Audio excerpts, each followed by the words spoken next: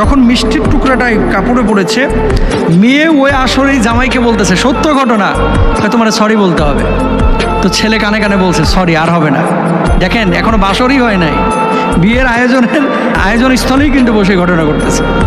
একবার সরি বলছে, কয় না 3 বার বলতে হবে। 3 বার সরি বলছে, কয় না সমস্ত মানুষের সামনে 3 বার তোমার সরি বলতে হবে, না হলে কিন্তু আমি ছাড়তেছি না। কে বলতেছে? বউ বলতেছে, নতুন বউ। ভদ্রলোক এবার মাইক নিয়ে সরি সরি সরি 3 বার বলেছে। বলার পরে বলতেছে, আমার আরেকটু কথা আছে। কয় কি কথা? কয় 1 তালাক, 2 তালাক, 3 তালাক, একেবারে 22 তালাক। কারণ কি?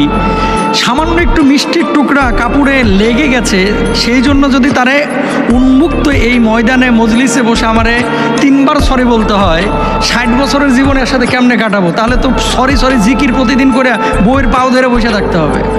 লজিক আছে। 3 বার সরি বলে 3 তালাক দিয়ে 22 তালাক, স্থায়ী তালাক, এর সাথে সংসার করা যাবে না।